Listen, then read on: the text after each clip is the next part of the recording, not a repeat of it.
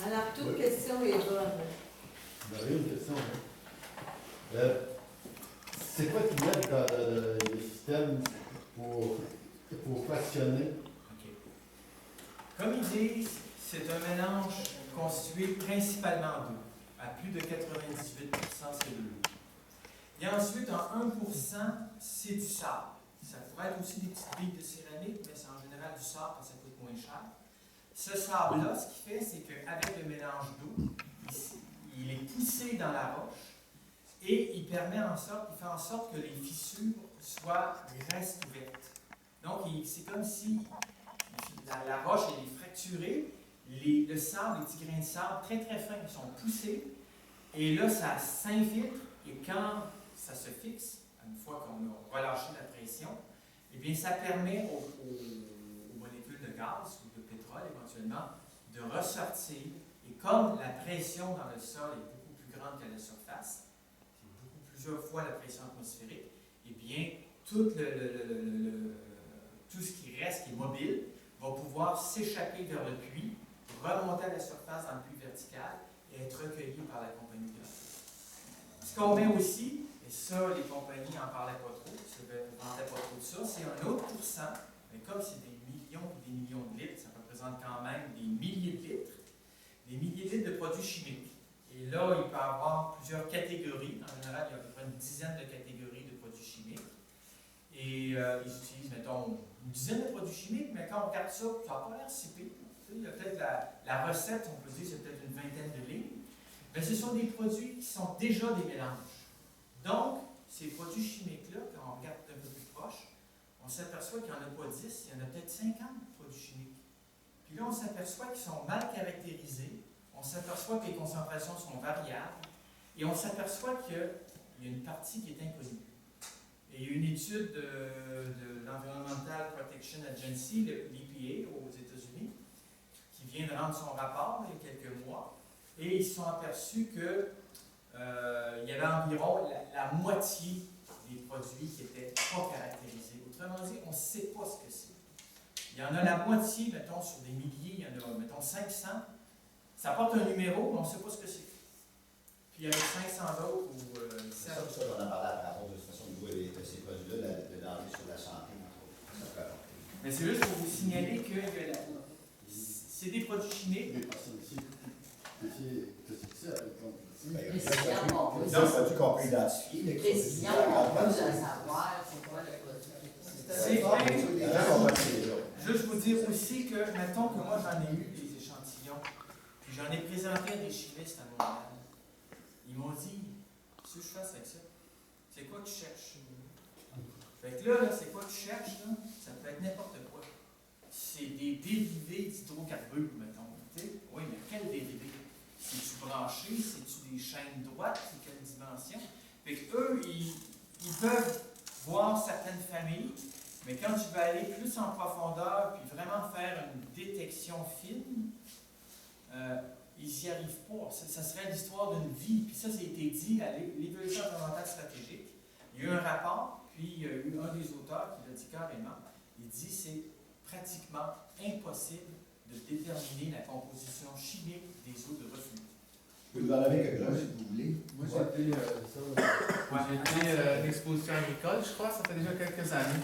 Dans le temps qu'on parlait de, je sais pas, il y a 5 ans environ. Puis il y avait un petit puits, c'était une petite maquette. Il y a un petit puits, là, puis tu sais, une carotte qui descend, là, on voyait sur terre, là, une petite maquette, c'était bien fait. Là, je dis au monsieur, ouais, mais qu'est-ce que vous en faites des produits chimiques? Moi, je connaissais pas trop ça non plus. Puis, quel produit chimique? Ah, non, c'est de l'eau. Je pensais que, là, lui me faisait dire que c'était de l'eau. Mais là, je suis reparti de là, j'ai dit, c'est quoi, là? Soit qu'il ment, soit qu'il. Mais là, il n'est pas le droit de me mentir, il est là, dans le public, puis un kiosque, je comprends pas trop la patente, là. Il m'a dit que c'était de l'eau. Pourquoi vous dites qu'il n'y a pas le droit de vous mentir? Ben. Il y a peut-être des intérêts. Ouais, peut-être qu'il y a des intérêts, mais je veux dire, il doit y avoir une éthique quelque part, la compagnie n'a pas le droit de dire n'importe quoi. Tu sais, c'est ça que je me disais dans ma tête, ou bien il ment. Mais moi, dans ma tête, à moi, il mentait, là, en tout cas. Mais là, je me disais, ça n'a pas d'allure qu'il mente, là. Vous devez vraiment essayer d'aller plus haut. Moi, je vais vous dire une chose, c'est que les compagnies ne savent pas eux-mêmes ce qu'ils mettent comme additif. Ils ne savent surtout pas comment ça va réagir dans le fond, à forte température, à forte pression et en contact avec des roches qui contiennent des métaux lourds, comme du cadmium, etc. Donc, Il y a juste constamment une recette.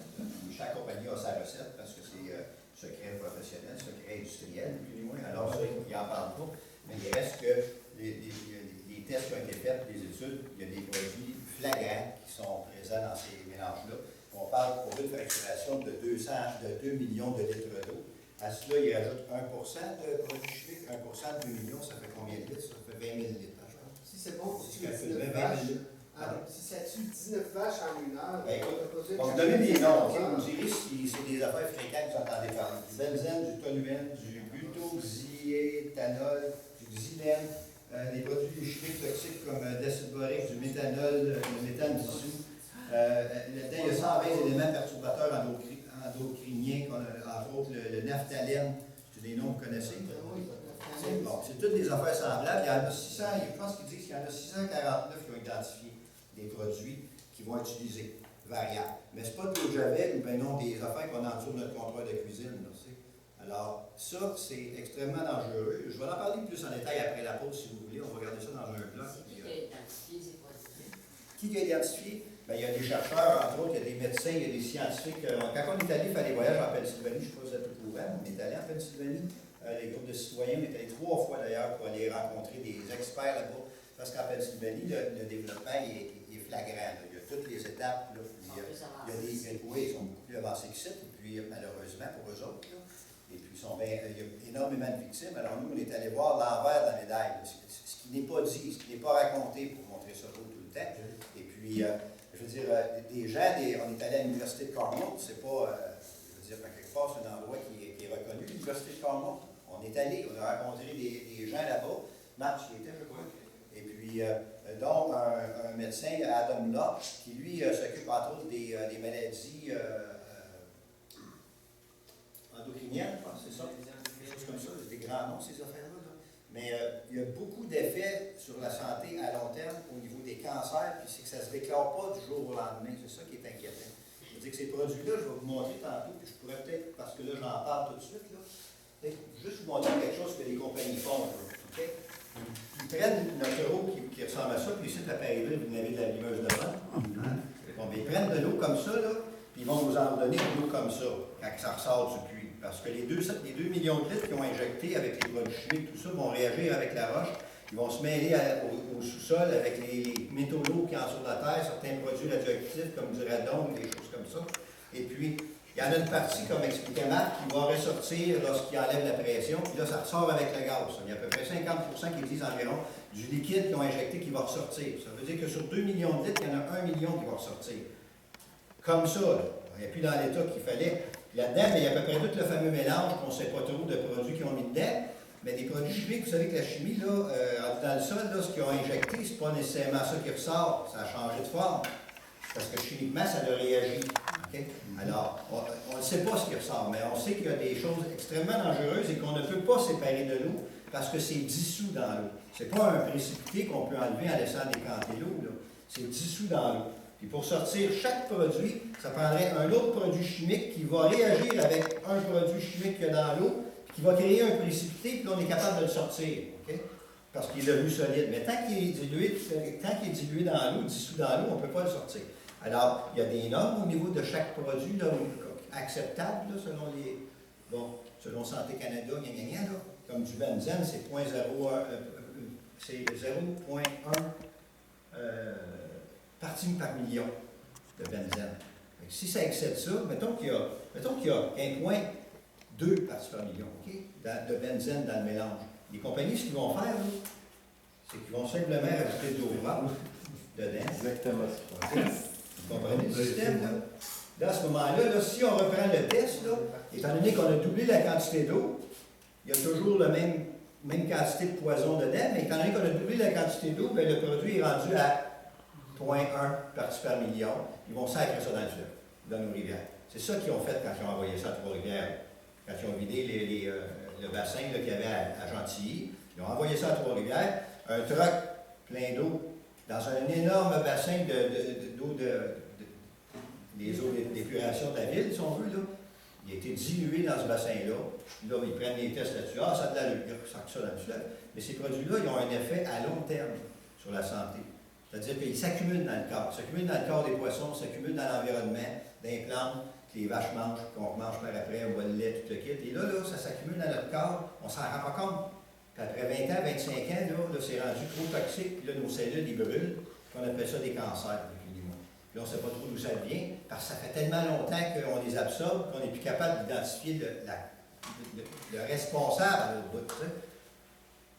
Mais là, on sait que c'est le même que ça marche. Alors, il faut arrêter de courir après le trou, puis de risquer notre vie, la santé de nos enfants, puis nos petits-enfants, parce qu'on sait pertinemment que c'est ça qu'on va vivre à l'autre bout. C'est impossible que ça fasse autrement.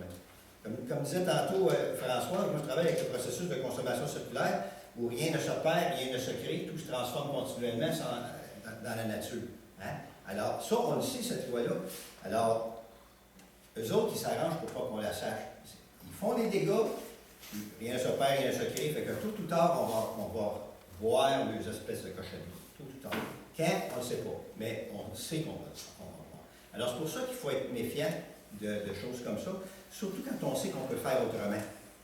On peut faire autrement. Moi, ça va être mon bout à moi après la pause. Là. Je vais donner la parole à mes collègues. Mais ça va être le bout. Qu'est-ce qu'on peut faire pour éviter ça, puis qu'on peut faire autrement pour assurer à nos enfants un avenir qui va être sain, qui ait de l'énergie en masse quand même pour vivre sainement. Merci. En ce qui concerne la liste des produits qui pouvaient être utilisés, en 2012, si je me souviens bien, le USA House of Representatives a émis une liste de plusieurs centaines de produits, dont le xylène, le benzène, le toluène, des ingrédients tout à fait insignifiants aussi, OK? Et si vous voudriez avoir accès à ça, c'est en anglais par exemple, il y aurait moyen de vous envoyer ça par Internet. Vous pourriez avoir le cœur un peu plus clair. Est-ce qu'il y a d'autres questions sur la partie que j'ai présentée avant qu'on cède la parole à Martine? Oui. L'eau, est-ce qu'il peut prendre n'importe où? L'eau qu'ils prennent sans permission? Ben là, regardez, On les voit charrier, on les voit ils charrier. doivent respecter les règlements. Les règlements du ministère de l'Énergie, ben, il y en a pas beaucoup qui peuvent puiser toute l'eau. Le ministère de l'Environnement, par contre, lui, il dit que vous ne pouvez pas utiliser la lumière. Il faut qu'il reste un débit suffisant. Tu as sûrement les normes. Donc, à ce moment-là, tant qu'ils respectent les normes, ben, ils le font. Mais lorsqu'il y a eu l'essor du gaz de schiste, ils allaient le prendre pratiquement n'importe où, parce que l'eau, peut-être, il y en a vraiment beaucoup. Puis eux, ils se disent, bah là, ça ne paraît pas, on va en vendre comme nous à Champlain. Ils ont été dans le fleuve. Qui ça va déranger d'aller prendre de l'eau dans le fleuve? Les personnes qui s'en sont aperçues, ils ont été prendre de l'eau dans le fleuve. Donc, l'eau, c'est pas un grand problème pour eux, là, surtout que c'est pas nécessaire qu'elle soit d'excellente qualité non plus pour procéder à la fracturation. Mais tu restes avec nous, Marc. De toute manière, on va te poser des questions à la fin. Alors, on va passer à la deuxième étape de notre soirée. Puis, Mme Martine Chapelain